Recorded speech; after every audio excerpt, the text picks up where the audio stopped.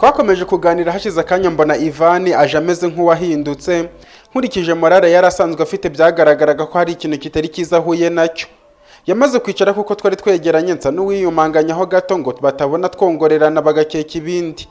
Kugeza ubwo byananiye nkamwongorera mvuga nti kugarutse umeze nk'ikinyoni cyaguye mu mazi biti. Ivani ahita vatereka ko to utavumbitse ndaza kukubwira ari dusoza. Ndamubwira nti basi se wambwira gato kuzi ko nkunda kugira amatsiko cyane. Ahita avuga ati tegereza ntacyo bitwaye kandi nta kidasanzwe cyabaye. Ntacyo nari gukora n'ubundi sinari guhaguruka ngo njye kwirebera. Nemeye kwakira ibyabaye byose nubwo ntari nakamenya byagaragaraga ko ari bibi. Amasaha akomeje kwicuma igihe kiragera muze haradusezerera. Sinjye warose tumaze guhaguruka negera Ivani mubaza inkuru y'incamugongo. Nkuko nari nabiketse niko byagenze. Ivani yambwiye ko yasanze wa musore yashizemo umwuka. Sinari kubara kwibaza inzira byaciyemo ngo uwo muntu ashiremo umwuka. Kandi butu nubwo hatacagamo umwuka mwinshi ariko nanone warimo wose ntiwari gutuma upfa. Natangiye kwibaza niba nta wamwisha ariko nanone nkibuka ko umuntu wenyine wari uzi ko arimo ari Ivani kandi akaba atabikora. Ikibazo cyabaye aho nza gushyira uwo murambo ku buryo ntawe uza kubimenya. Muzehe yasabye abarinzi be ko bangeza mu rugo ariko ndamwigisha ngo ndeke nijyane, ariko arabyanga kugeza ubwo nahatirije nabwo bikanga birangira umwanzuro ari uwo kungezayo. Natangiye gutekereza ukuntu ndageze uwo murambo mu rugo, nkibaza ukuntu kenshi Samusoni iyo nageraga mu rugo yahitaga afata imodoka akayoza ngo ni ukugira ngo mu gitondo atabyuka karayoza. Natangiye kwibaza icyo nza kumubeshya kugira ngo atayikoraho nabyo biranyobera. Nongeye gutekereza aho nza kumushyira n'igihe ndagirayo nabyo biranyobera. Natangiye kwicuza impamvu namukize muri butu simbibwire muzehe ngo amumbarize. Nongeye kwibuka ya magambo ya muzehe ngo umwana wanjye uzirinde kugira ikintu na kimwe ukora ugifite umujinya. Nibaza ibibazo mvuga nti ariko se ubu ibyo nakoze byari bikwiriye. Oya nanone ntacyo umuntu yakora niyo cyaba icyaha kingana gite ngo ahanishwe gupfa. Iyo nza kumuha muzehe akamujyana gereza wande nari kuzamusangamo nkamubaza uwamutumye. Ariko se nanone ni ikihe cyizere nagirira muzehe wambeshye ko yapfuye, nubundi hari igihe yari kumufungiraho ntemerewe kugera. Nakomeje kwibaza byinshi ntabonera ibisubizo. Nashigukiye hejuru ari muzehe unkozeho avuga ati mwana wanjye ko mbona wagiye kure, ni iki gituma uyu munsi unyishisha ku buryo mbona udashaka kugendana nanjye? Ndamusubiza nti ntacyo pe, ahubwo nuko nashakaga kujyana Ivani mu rugo, ubwo rero nabonaga nabatinze. Ahita avuga ati nawe se reba cya gihe nagusanze handi wari wanze ko tujyana, urebye twajyanye ku ngufu ndabizi ko atari ku bushake bwawe, none no gutaha ngo nta barinzi ushaka kandi bwije, erege ijisho rya mukuru rireba kure, ushatse wambwiza ukuri niba ari ikibazo ufite nkagufasha kugikemura ariko ukongera ugaseka nka mbere. Muzehe yambwiye gutyo nshaka kumubwiza ukuri kuko nabonaga nta yandi mahitamo mfite. Ngeze aho nibuka ko ukuri kose atari ngombwa kukuvuga. Ikindi kandi nk'umuntu wafatwaga nk'inyangamugayo nkumva ko nakize umuntu muri butu akagwamo, nabyo byatuma bantera icyizere. Ndavuga nti muze nta kidasanzwe, ntubizi se ko nta kibazo nagira ngo nguhishe. N'utuntu dusanzwe umuntu abatekereza kandi si ngombwa ngo unkemurire ibibazo byose nanjye ibito nabyikemurira. Muzehe ahita avuga ati imyitwarire yawe y'uyu munsi ndabona nyikemanga pe, basi se hari ikosa nagukoreye ngo ndimenye nibiba ngombwa nisobanure. Ndamusubiza nti we ntugire ikibazo rwose, ahubwo hari ukuntu umuntu abyuka nabi bukarinda bwira ku buryo icyo ukoze cyose kitaguhira. Ahita avuga ati si wumva se, mbwira ngo ufashe mwana wanjye kandi urabizi ko umutwe umwe nta yindi nama wigira usibye gusara. Habuze gato ngo ninyuremo ariko nigarurira hafi. Ndamubwira ariko muze koko urabizi ko wa musore wanyuririye igipangu nkamufata nkamujyana kwa muganga yapfuye. Muzehe yabaye nk'uwikanze ndabibona ariko asubiza ubona ameze nk'uwihagararaho avuga ati yarapfuye rwose, ntuzi ko nanakujyanye ku gitura cyo ukabibona se? Ndamubwira nti none se niki cyaguhamirije ko wanyeretse ari we? Ese ubundi bamushyinguye uhari nako byoroheje wigeze ubona ku murambo we? Muzehe ahita avuga ariko ibyo bibazo byose urimo kumbaza ni ibyiki? Ndamusubiza nti ndashaka kumenya ukuri kose kuri uriya musore kandi niba ari we wari ubyihishe inyuma sinzakubabarira na rimwe. Ahita avuga atabwo mbwira ababa barambeshya se? Nkuko wabimbaje nanjye nageze ku bitaro bambwira ko yapfuye banjyana kunyereka aho bamushyinguye. Nibwo naguhamagaye ngo mpakwereke utazambwira ngo ntacyo nagufashije. Habuze gato ngo ninyuremo mu mwereke ko yambeshya ariko nanone nibutse ibyo namukoreye mbona atari ngombwa. Mpita mvuga nti none se mu minsi ishize naramubonye kandi sinibeshye ngiye kumufata nca mu myanya y'intoki. Icyo nzi nuko ukuri kuzajya ahagaragara. Muzehe ahita avuga ati ubusi yumbwira ntubizi ko inzego zose dukorana neza aba atarafashwe. Ndamusubiza nti nanjye byarantunguye ariko ntacyo nzabyikorera kandi nzamenya ukuri mbyifashisha. Ahita avuga ati kuva nanjye mbimenye ndaza kugufasha kumushakisha, ikizavamo uzakimenya, turi no gutinda twajya mu modoka tugataha, ejo ni akazi. Nabuze icyo ndenzaho ninjira mu modoka dufunga imiryango.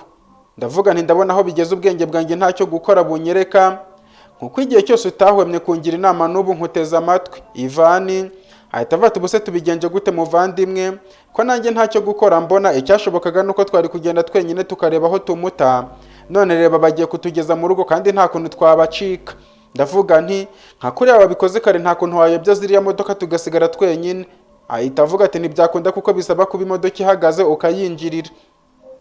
Intege zaracitse mbura icyo nkora, iyo menye yari nziza nuko yaje nyuma. Agati nakamanitse nicaye ariko mu kukamanura no guhagarara ngo bikunde byari byanze. Ntacyo nari kurenzaho, nafunze umwuka dufata urugendo. Mu nzira hose nagiye ubwoba ari bwose, nibaza ndamutse mpuye na polisi ufite umuntu wapfuye muri butu nkumva umutima uransimbutse.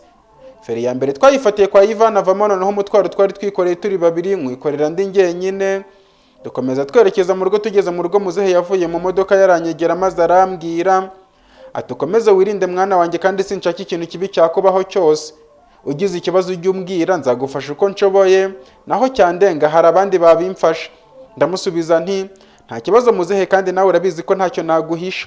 Ahita avuga ati wicunge kandi icyo ugiye gukora cyose ujye ubanza utekereza kabiri mbere yo kugikora. Muzehe yansezeyeho Samusoni niwe wamfunguriye amarembo. Ndinjira nyuma yo guparika Kimu na Ryan nabo bahise bangeraho.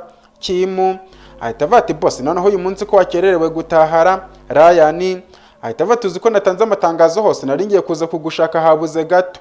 Ndavuga nti ubu se kutaje wabujijwe n'iki? Ahita avuga ati namenye ko mumeze neza kandi aho waruri umutekano ari wose mbona ubwicara ndatuza. Ndamusubiza nti warinze wajya guhamagara muzehe kandi narabyikubujije.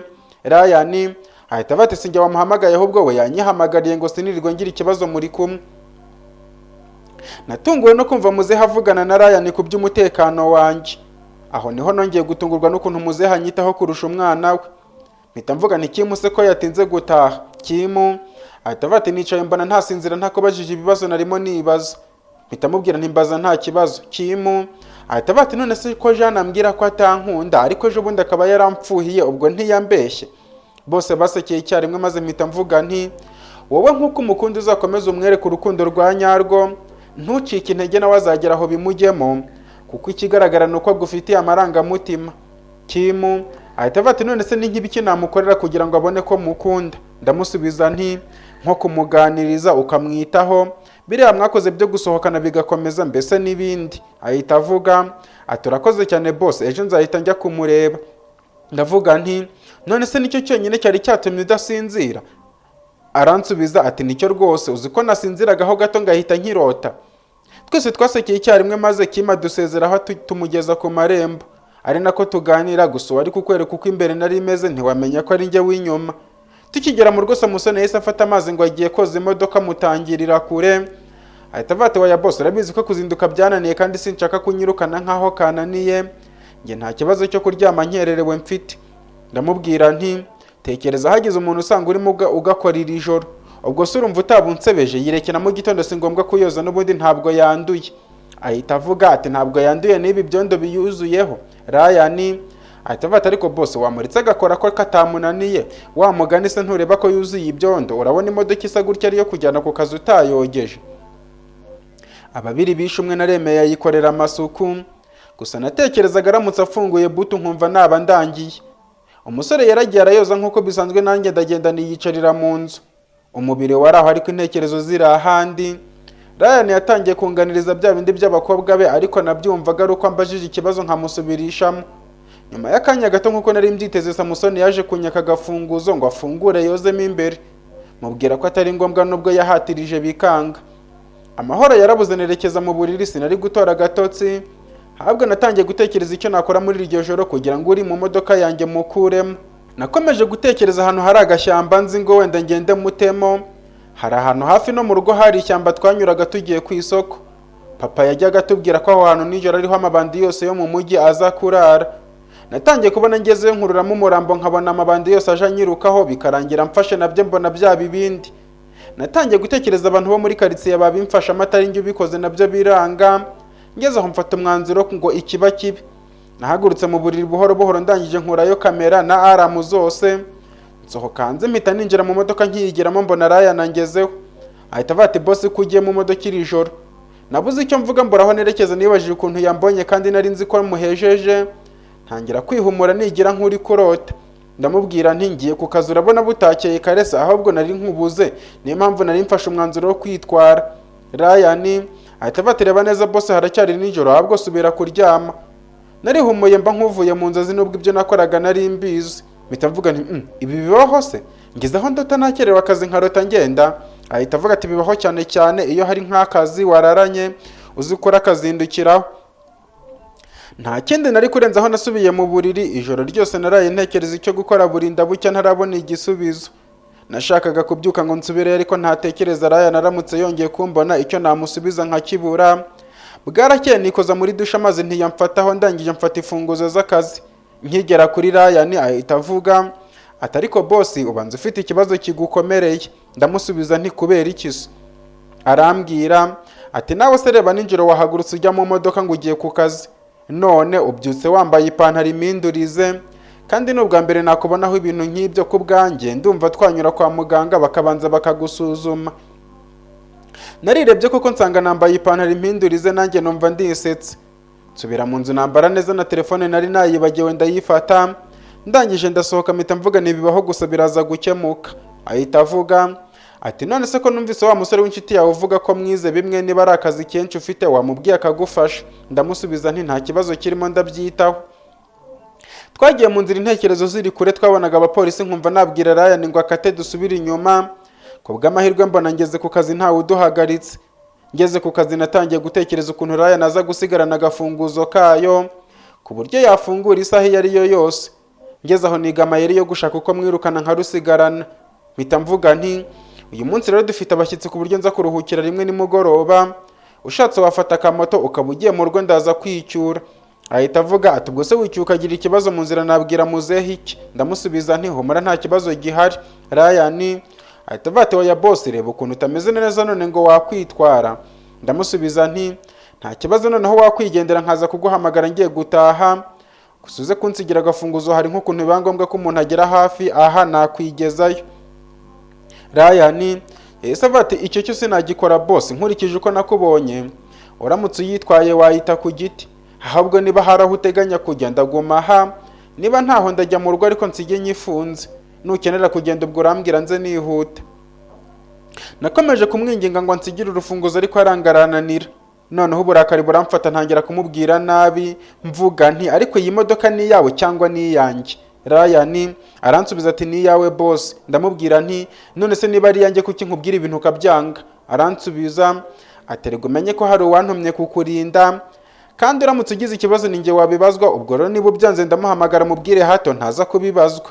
Ndamubwira nti wibeshye umubwire umenye ko utazongera kunkandagirira mu rugo. Ryan yumvise mubwiye gutyo noneho aratuza akomeza avuga ati boss wenda ntugire ngo nukugusuzugura ariko nawe unyumve. Ndamubwira nti nkumva iki, wowe taha mu rugo unsigire urufunguzo kandi ntiwibeshye ngo uhamagare muzehe kuko nimenye ko wabikoze ntubura kubiryozwa.